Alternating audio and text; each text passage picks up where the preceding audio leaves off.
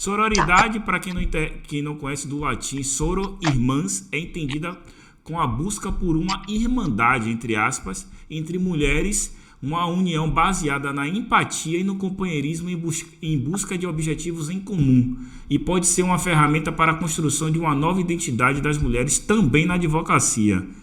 No seu campo de atuação e suas relações, como tem observado esse caminho para as mulheres na advocacia? E ainda vou acrescentar, por que que as mulheres não se unem, não só na advocacia, mas em outros ramos de atividade, para ter representatividade e conseguir lutar por essa causa? Quem disse que a gente não se une? É o meu ponto de vista, quanto homem, tenho observado que há um revanchismo desnecessário. Eu nunca vi isso. De Olha, o primeiro ponto que eu acho que é necessário trabalhar é o seguinte: a gente vive em um mundo de diferenças, né? Então, não à toa, a gente tem diferenças também no movimento LGBTQIA+, a gente tem diferenças também no movimento negro, a gente tem diferenças também nos movimentos sociais como um todo.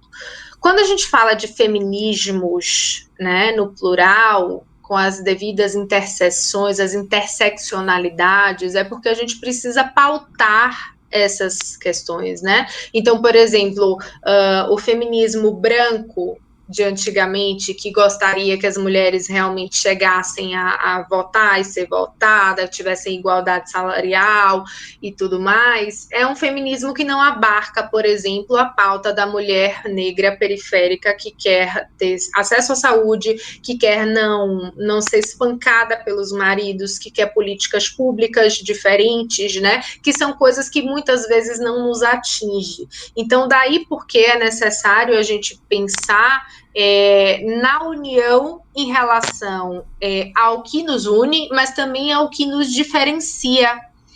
E eu acho que esse despertar está sendo um despertar coletivo muito importante, né? Tem muitas mulheres, a gente vê, né? Não adianta você colocar mulheres no. É o que a gente fala, né? A diferença da mulher com poder e a mulher empoderada. Muito embora esse termo empoderada, né, tá aí bem tá na em moda. foque, né? Bem na moda.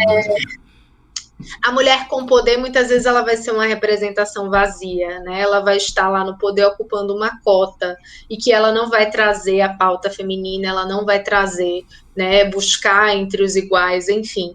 E a mulher empoderada, né? A mulher que realmente não é uma representação vazia, pelo contrário, quer pautar essas perspectivas, ela precisa estar atenta a esse movimento, né? Não é só, a gente não pode falar só dessa mulher universal. Para a gente que trabalha com direito, a gente tem dois conceitos bem interessantes, que é do homem universal e a mulher universal, que é como a lei fala, né, de homem e mulher. É como se fosse uma coisa ideal, né? O homem, com certeza, é um homem branco, heterossexual, cristão.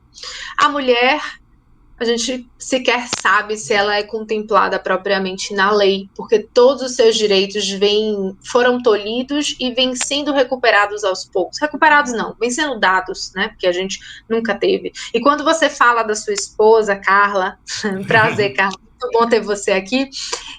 Quando você fala dela, por exemplo, é muito interessante a gente ver essa perspectiva das mulheres na área das finanças, porque, não fugindo na pergunta, mas me veio Fica à isso, vontade. a gente não vê, por exemplo, muitas mulheres que são proprietárias das coisas, né?